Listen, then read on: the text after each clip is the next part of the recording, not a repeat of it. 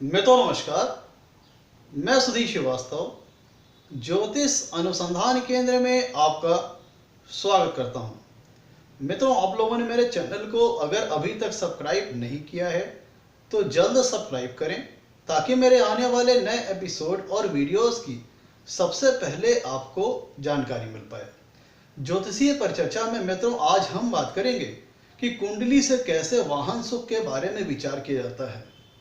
कैसे कुंडली से यह जाना जाता है कि किसी जातक के जीवन में अपने खुद का वाहन का सुख है या नहीं, या वाहन का सुख है तो किस प्रकार का वाहन का सुख उसके जीवन में है, लग्जरीज और कंफर्ट्स का एंजॉयमेंट और आनंद उसके जातक के जीवन में है कि नहीं, कैसे इन सारी चीज़ों का विचार कुंडली से किया जाता है, आज इस पर हम चर्चा करेंगे। मित्रों, कुंडली में जो चौथा भाव होता है इसे हम सुख स्थान भी कहते हैं। इससे हम जातक के जीवन में लग्जरीज, कंफर्ट्स, भूमि, भवन, मकान, वाहन और जितने भी चीज़ें जो कि सुख और वैभव की होती हैं, सुख के संसाधन, भौतिक सुख से संबंधित जितनी चीज़ें होती हैं, वो सारी चीज़ों का विचार हम कुंडली के चौथे भाव से करते हैं। और व्हीकल, वाहन का विचार हम कुंडली के चौथे भाव से करते हैं। और चौथे भाव का जो नैसर्गिक कारकत्व है वो शुक्र ग्रह के पास है। तो अगर चौथे भाव की स्थिति अच्छी है, जो चौथे भाव के जिस ग्रह के पास नैसर्गिक कारक है वो है शुक्र ग्रह की कुंडली में स्थिति अच्छी है तो जातक को जीवन में अपने वाहन का सुख अच्छा प्राप्त होता है। मित्रों, सबसे पहले इस चैप्टर को आगे बढ़ाने से पहले मैं ज्योतिष शास्त्र में वर्णित वाहन योग का आपके सामने उल्लेख करना चाहूँगा। वाहन योग मित्रों वो है जो अगर कुंडली में मौजूद होता है तो जातक को अपने जीवन में व्हीकल का आनंद का, लग्जरीज और कंफर्ट्स की और भौतिक सुख सुविधाएं बड़ी अच्छी मात्रा में प्राप्त होती हैं। ये अगर वाहन योग कुंडली में मौजूद है तो जातक का अपने जीवन में खुद के व्हीकल्स, अपने खुद के वाहन होते हैं और जातक उनके द्वारा काफ़ी आनंद और सुख भी प्राप्त करता है। तो कुंडली में कैसे बनता है वाहन योग, तो सर्वप्रथम हम इस पर चर्चा करेंगे। मित्रों, वाहन योग की जो ज्योतिष शास्त्र में जो परिभाषा बताई गई है उसके अंतर्गत कहा यह गया है कि चतुर्थ भाव का स्वामी अर्थात चतुर्थेश कुंडली के किसी शुभ भाव में अपनी उच्च राशि में स्थित होना चाहिए। और चतुर्थेश कुंडली के जिस भाव में उच्च हुआ है, चतुर्थ भाव का स्वामी चतुर्थेश कुंडली के जिस भाव में भी अपने उच्च राशि में आया है उसका स्वामी मूल जन्म कुंडली के केंद्र स्थान में होना चाहिए या त्रिकोण स्थान में होना चाहिए। ध्यान दीजिएगा मित्रों, जो ज्योतिष शास्त्र में वर्णित वाहन योग की जो परिभाषा बताई गई है उसके अंतर्गत इसकी डिफिनेशन को कहा गया है कि चतुर्थ भाव का स्वामी अर्थात चतुर्थेश कुंडली के किसी शुभ भाव में अपनी उच्च राशि में स्थित होना चाहिए। और जहां पे वो उच्च का हुआ है चौथे भाव का स्वामी अर्थात चतुर्थेश, उसका स्वामी कुंडली के किसी केंद्र स्थान में होना चाहिए या त्रिकोण स्थान में होना चाहिए। अगर इस तरह की स्थिति मित्रों कुंडली में बन रही है तो जातक को अपने जीवन में वाहन का, लग्जरीज का, कंफर्ट्स का, भौतिक सुख संसाधनों का बहुत अच्छा सुख अपने जीवन में प्राप्त होता है। मित्रों, अब हम बात करते हैं कि अगर यहाँ पे उसको मैं आपको एक उदाहरण, सबसे पहले तो मैं इस वाहन योग को उदाहरण के माध्यम से आपके सामने इसको समझाने की कोशिश करता हूँ। मित्रों, सबसे पहले तो इसमें वाहन योग की जो परिभाषा बताई गई है इसको आपके सामने वर्णित करने की कोशिश करता हूँ। देखिए मित्रों, मैंने आपको समझाने के लिए मैंने कर्क लगने का सैंपल चार्ट लिया हुआ है और मैंने जो वाहन योग की जो परिभाषा बताई है उसके अंतर्गत कहा यह गया है कि चतुर्थ भाव का स्वामी अर्थात चतुर्थेश कुंडली के किसी शुभ भाव में उच्च राशि में होना चाहिए। और जिस भाव में चतुर्थेश उच्च राशि का हुआ है उसका स्वामी मूल जन्म कुंडली में किसी केंद्र स्थान या त्रिकोण स्थान में होना चाहिए। तो कर्क लगने की कुंडली में मित्रों चौथे भाव में आ रही है तुला राशि जिसका स्वामी होता है शुक्र, और शुक्र उच्च कहां पे होंगे? मीन राशि में होंगे। तो हमने शुक्र को मीन राशि में लिख दिया मित्रों। तो शुक्र मित्रों इस सैंपल चार्ट में चौथे भाव के स्वामी है। चौथे भाव से हम वाहन का विचार करते हैं। चौथे भाव का स्वामी जन्म कुंडली के नवम भाव में अपनी उच्च राशि में स्थित है। तो पहली अनिवार्य कंडीशन जो वाहन योग बनने की है वो पूरी हो रही है। फिर दूसरी अनिवार्य कंडीशन क्या बताई गई वाहन योग के अंतर्गत? वो ये बताया गया कि चतुर्थेश जिस भाव में उच्च का हुआ है, जिस शुभ भाव में उच्च का हुआ है उसका स्वामी जन्म कुंडली के किसी केंद्र या त्रिकोण में होना चाहिए। तो मित्रों ये जो हम ये बात करें यहाँ पे, तो यहाँ पे चतुर्थेश उच्च हुए हैं नवम भाव में मीन राशि में। चतुर्थेश शुक्र अपनी उच्च राशि मीन राशि नवम भाव में स्थित है। तो मीन राशि के स्वामी कौन हुए? मीन राशि के स्वामी हुए गुरु। तो मान लीजिए गुरु को हम लिख देते हैं केंद्र में। मैं उदाहरण के माध्यम से आपको वाहन योग समझाने की कोशिश कर रहा हूं। तो अब देखा जाए तो मैंने नवम भाव के स्वामी को मैंने लिख दिया केंद्र में। तो वाहन योग की जो परिभाषा बताई गई उसके अंतर्गत कहा गया चतुर्थ भाव का स्वामी अर्थात चतुर्थेश कुंडली के किसी शुभ भाव में उच्च राशि में होना चाहिए, पहली अनिवार्य कंडीशन। तो इस एग्जाम्पल में पूरी हमने कर दी। चतुर्थ भाव का स्वामी जो कि प्रस्तुत उदाहरण में होते हैं, तुला राशि के स्वामी होते हैं शुक्र, वो नवम भाव में अपनी उच्च राशि में स्थित है। और नवम भाव में आ रही मीन राशि जिसके स्वामी होते हैं गुरु।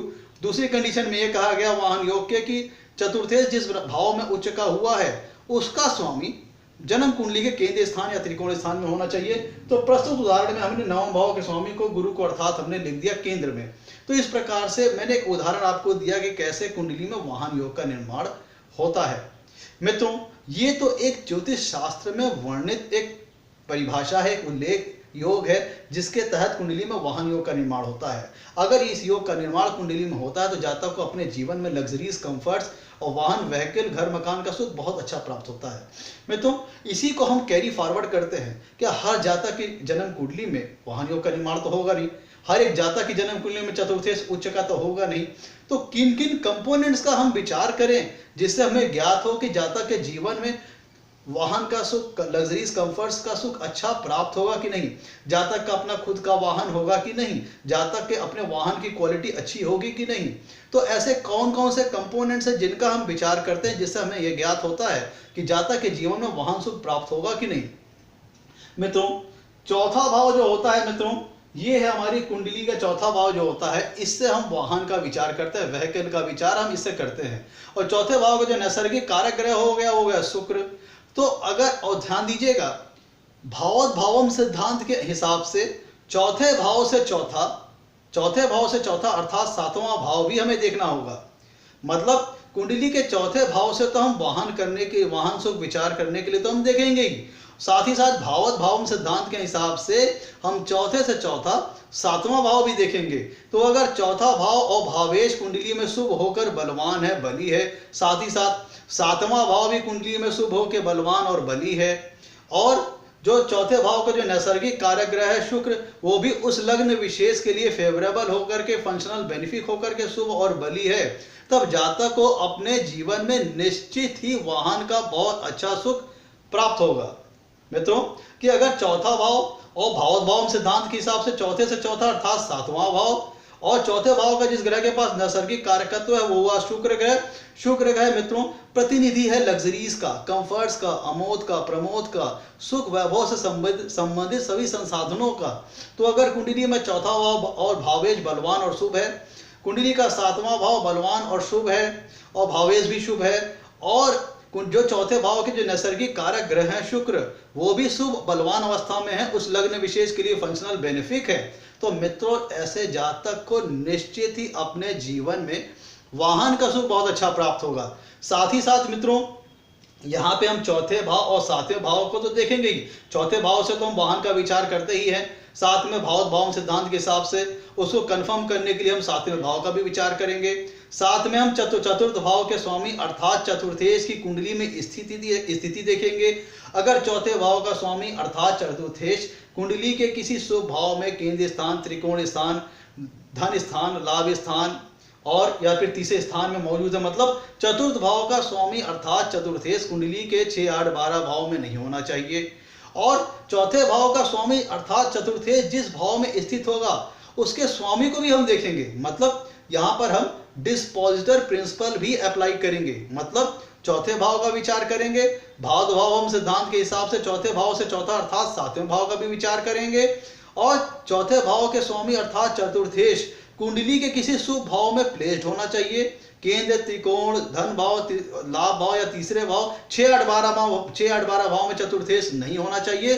साथ ही साथ चतुर्थेश जिस भाव में मौजूद होना चाहिए उसका भी स्वामी अगर जन्म कुंडली के किसी केंद्र स्थान, त्रिकोण स्थान, धन स्थान, लाभ स्थान या तीसरे स्थान में मौजूद है, तो इसका मतलब जातक को अपने जीवन में वाहन का अच्छा सुख प्राप्त होगा। और इससे भी बढ़िया, इससे भी फेवरेबल कंडीशन मित्रों तब हो जाएगी जब कुंडली में चौथा भाव बलवान हो, चौथा भाव का भावेश अर्थात चतुर्थेश भी कुंडली के किसी शुभ भाव में स्थित हो, सातवां भाव भी बलवान हो और भावेश भी बलवान हो, शुभ हो और फेवरेबल हो, और कुंडली के में चौथा भाव का जो नैसर्गिक कारक ग्रह है शुक्र, वो भी कुंडली में फेवरेबल हो, शुभ हो, बलवान हो, और साथ ही साथ मित्रों चौथे भाव या चौथे भाव के स्वामी अर्थात चतुर्थेश से नवम भाव के स्वामी या फिर नवम भाव के स्वामी अर्थात नवमेश, और एकादश भाव के स्वामी अर्थात एकादशेश या एकादश भाव से किसी प्रकार का संबंध अगर बनता है तो जातक को जीवन में सिर्फ वाहन का सुख मिलता ही नहीं मिलता, बल्कि उससे जातक को अपने जीवन में लाभ भी होता है, और जातक को वाहन के क्षेत्र में, लग्जरीज के क्षेत्र में भाग्य उसका साथ भी देता है।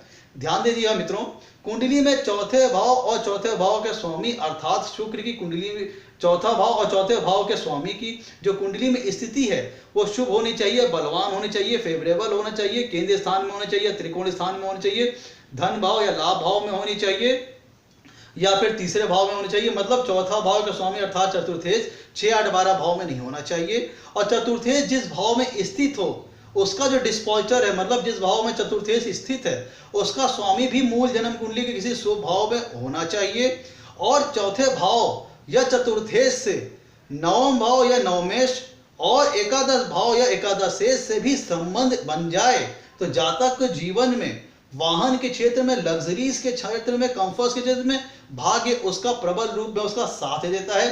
साथ ही साथ जो लग्जरीज कंफर्ट्स वाहन व्हीकल जातक अपने जीवन में परचेज करता है उसके माध्यम से उसको लाभ भी प्राप्त होता है। ध्यान दीजिएगा मित्रों, जो कुंडली का जो एकादश भाव होता है वह लाभ स्थान होता है। तो जब कभी भी चौथे भाव और या चतुर्थेश से एकादश भाव या एकादशेश से संबंध बन जाता है तब मित्रों जातक को अपने जीवन में वाहन का सुख तो मिलता ही मिलता है, साथ ही साथ उस वाहन से जातक को अपने जीवन में बहुत ही लाभ भी प्राप्त होता है। जैसे मित्रों बहुत से लोग क्या करते हैं, ट्रेवलिंग का काम करते हैं, टूर का काम करते हैं, तो ऐसे लोग क्या करते हैं, उनके पास वाहन तो कई सारे होते हैं, साथ ही साथ वो उनके माध्यम से लाभ भी कमा रहे होते हैं। तो मित्रों तो हमें क्या क्या मिल गया कि हमें चौथे भाव को देखना है, चौथे भाव के स्वामी अर्थात चतुर्थेश को देखना है कि वो शुभ प्रभाव में हो, शुभ भावों में हो, और जिस भाव में चतुर्थेश बैठा हो, जिस शुभ भाव में चतुर्थेश, पहली कंडीशन जो है चतुर्थेश शुभ भाव में होना चाहिए, और जिस शुभ भाव में वो बैठा उसका स्वामी भी कुंडली के किसी शुभ भाव में होना चाहिए, और भावोत भाव सिद्धांत के हिसाब से चौथे से चौथा सातवां भाव भी बली मजबूत और फेवरेबल होना चाहिए।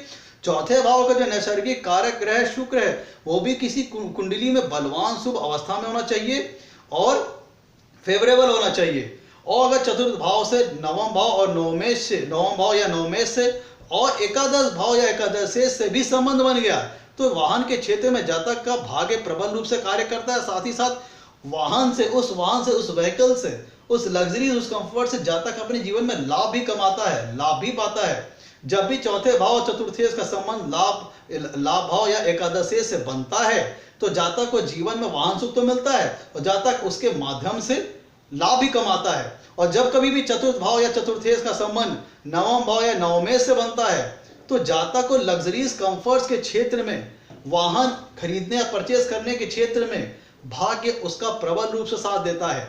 और चतुर्थ भाव और चतुर्थेश का संबंध अगर नवम भाव और नवमेश से और एकादश भाव और एकादशेश दोनों से बन गया तो जातक को लग्जरीज कंफर्ट्स और वाहन के क्षेत्र में उसका भाग्य उसका प्रबल रूप से तो साथ देता ही देता है।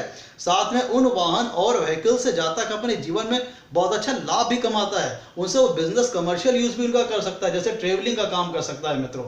मित्रों ये था कुंडली में अगर चौथा भाव किन किन चीजों का विचार करना है। और सोने पे सुहागा वाली स्थिति मित्रों तब होगी, मैं आपको एक क्योटेशन बताता हूं कि वो जो कि सोने पे सुहागा की स्थिति होगी वो कैसी होगी कि चतुर्थ भाव का स्वामी अर्थात चतुर्थेश कुंडली में किसी शुभ भाव में अपनी उच्च राशि में हो, और जिस भाव में चतुर्थेश बैठा हुआ है उसका स्वामी भी कुंडली के किसी केंद्र या त्रिकोण स्थान में होना चाहिए।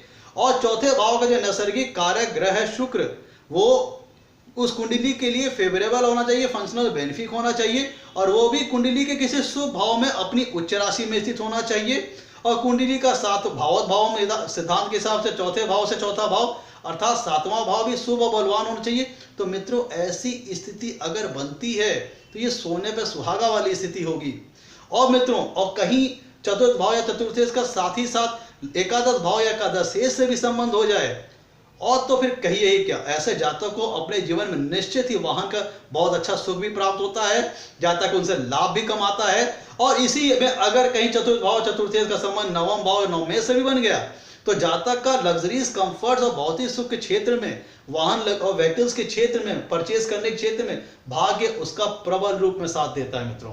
तो मित्रों वाहन सुख चेक करने के लिए हम कुंडली में चतुर्थ भाव चतुर्थेश की स्थिति देखेंगे और भावोद्भव सिद्धांत के हिसाब से चौथे से चौथा अर्थात सातवें भाव की भी स्थिति देखेंगे। दोनों बलवान, शुभ, मजबूत और फेवरेबल होने चाहिए। और कुंडली में अगर नवम भाव और नवमेश का संबंध और एकादश भाव एकादशेश का संबंध भी चतुर्थ भाव या चतुर्थेश से बन गया तब तो फिर सोने पे सुहागा वाली स्थिति हो जाएगी। जातक अपने जीवन में भाग्य के, वाहन के क्षेत्र में, व्हीकल के क्षेत्र में, भौतिक सुख के क्षेत्र एकत्रित करने में भाग उसका प्रबल रूप से साथ देगा और उनसे सिर्फ जातक सुख नहीं प्राप्त करेगा, उनसे लाभ भी कमाएगा। मित्रों ये था आज का हमारा टॉपिक कि कैसे किन किन कंपोनेंट्स के बारे में हम विचार करते हैं कि अगर मित्रों ये सारे कंपोनेंट्स कुंडली में मजबूत हैं, बलवान हैं, शुभ हैं, फेवरेबल हैं तो मित्रों जातक को अपने जीवन में निश्चित ही वाहन सुख अच्छा प्राप्त होता है। अब एक उदाहरण के माध्यम से मित्रों मैं समझा देता हूं। मित्रों आपके सामने मैंने एक कर्क लग्न का सैंपल चार्ट लिया हुआ है और मैंने ये कहा कि चतुर्थ भाव का स्वामी अर्थात चतुर्थेश कुंडली में शुभ बलवान होकर के बैठा हो। तो मित्रों ध्यान दीजिए यहाँ पे चतुर्थ भाव में आ रही तुला राशि जिसके स्वामी होते हैं शुक्र। शुक्र अपनी उच्च राशि नवम भाव में अपनी उच्च राशि में स्थित है, मीन राशि में। और मैंने कहा कि ये तो चलो बहुत अच्छी बात है। अब अगर चतुर्थे जिस भाव में स्थित है उसका स्वामी भी मूल जन्म कुंडली के किसी केंद्र स्थान या त्रिकोण स्थान या किसी शुभ स्थान में हो तो और भी अच्छी बात है। तो मित्रों चतुर्थे शुक्र स्थित है नवम भाव में और नवम भाव में आ रही मीन राशि जिसके स्वामी होते हैं गुरु। तो मैंने समझाने के लिए उदाहरण में मैंने गुरु को लिख दिया लग्न में। और साथ में मित्रों ये कर्क लग्न है, यहाँ पे चतुर्थ भाव के स्वामी ही शुक्र हो जाते हैं और चौथे भाव के नेचुरल जो कारक ग्रह है, नैसर्गिक कारक है वो शुक्र है ही।